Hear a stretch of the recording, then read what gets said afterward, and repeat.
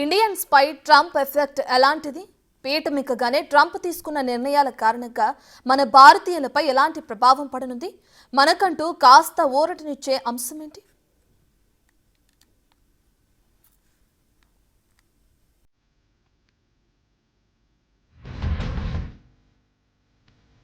అమెరికాలో భారతీయుల గుండెల్లో గుబులు.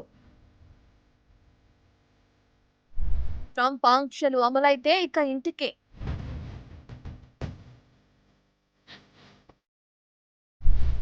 జన్మతా వచ్చే పౌరసత్వము సంకటమే.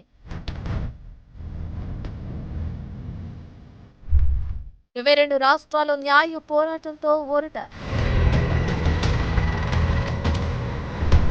వచ్చే రాకనే ట్రంప్ వరుస షాకింగ్ డెసిషన్స్. ట్రంప్ వచ్చి రాగానే తీసుకున్న ప్రధాన నిర్ణయాల్లో కొన్ని ఇక్కడ ఇండియన్, మెక్సికన్ కమ్యూనిటీకి తీవ్ర ఇబ్బందికరంగా మారింది. వాటిలో మొదటిది ఏంటనేది చూస్తే, అమెరికాకు అక్రమంగా వలస వచ్చిన వారిని తిరిగి టపాలో పంపేందుకు తప్పదని ప్రకటించడంలో ఒక్కొక్కరి ఒంట్లో అక్కడి చలి కన్నా ఎక్కువ వణుకు పుట్టిస్తుంది. సరైన పత్రాలు లేకుండా అమెరికాలో 1.40 కోట్ల మంది వరకు ఉంటారని అంచనా. వీరిలో ఒక్క భారతీయులే 7.25 లక్షల మంది వరకు ఉంటారు. మెక్సికో, సాల్వడార్ తర్వాత ఎక్కువగా ఉంటుంది భారతీయులే.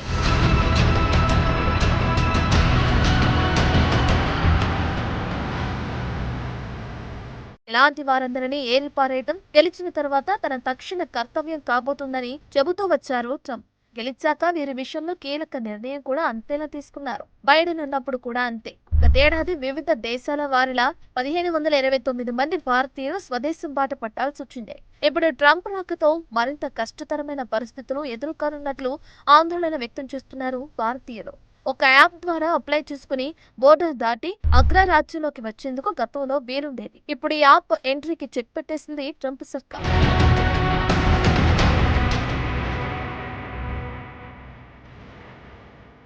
ఇదిలా ఉంటే జన్మతః లభించే పౌరసత్వంలోనూ ఊచకోతకొస్తున్నారు ప్రెసిడెంట్ ట్రంప్. అమెరికా గడ్డపై పుట్టిన ఇతర దేశాల వారికి లభించే బై బర్త్ వచ్చే సిటిజన్షిప్ ఇక నుంచి రద్దు చేస్తున్నట్లు ఎగ్జిక్యూటివ్ ఆర్డర్స్ పాస్ చేశారు ట్రంప్. దీనివల్ల మన ఇండియన్స్ కి ఎక్కువగా ఇబ్బంది ఎదుర్కొనుంది. అమెరికన్ పాపులేషన్ లో సుమారు 1.5% అంటే 50 లక్షల వరకు భారతీయ జనాభా ఉంటుంది. వీరిలో 3/4 మంది అమెరికాలో పుట్టిన వారే. మిగిలిన వారంతా వలస వచ్చిన వారే.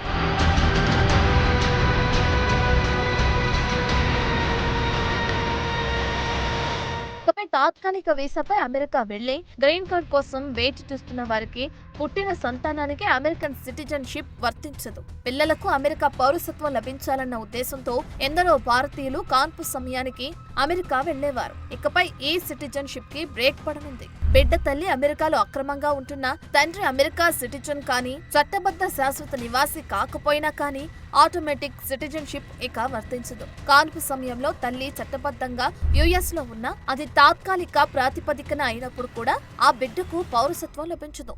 దీంతో ఇదో రకమైన ఇబ్బందిగా ఫీల్ అవుతున్న వారు ఎక్కువగా కనిపిస్తున్నారు.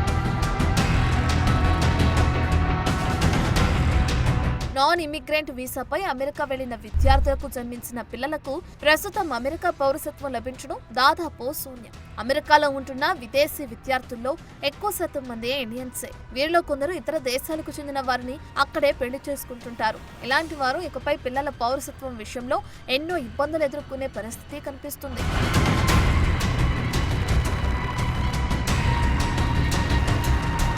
జన్మత పౌరసత్వం విషయంలో కాస్త ఊరటనిచ్చే అంశం ఏంటంటే, ఈ రద్దు వ్యవహారంలో డెమోక్రటిక్ పార్టీ నుంచి తీవ్ర వ్యతిరేకత వ్యక్తమైంది. అంతేకాదు, ఈ పార్టీ పాలనలో ఉన్న 22 రాష్ట్రాలు ఈ నిర్ణయాన్ని కోర్టులో సవాల్ చేశాయి. ఈ 22 రాష్ట్రాలు కలిపి 2 వేర్వేరు వాచ్యాలు దాఖలయ్యాయి.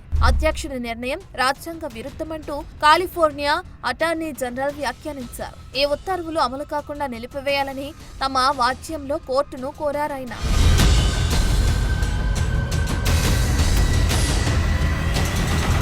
అమెరికాలోని 14వ రాజ్యాంగ సవరణ ప్రకారం పిల్లలకు ఈ హక్కు సంక్రమిస్తుంది. దీనిపై ట్రంప్ ఎగ్జిక్యూటివ్ ఆర్డర్ జారీ చేశారు. ఈ హక్కుపై ఇప్పుడు న్యాయ పోరాటం చేయనున్నాయి 22 రాష్ట్రాలు. మరి ఈ పోరాటం ఫలిస్తే మన వారికి కాస్త ఉపశమనం లభించనుంది.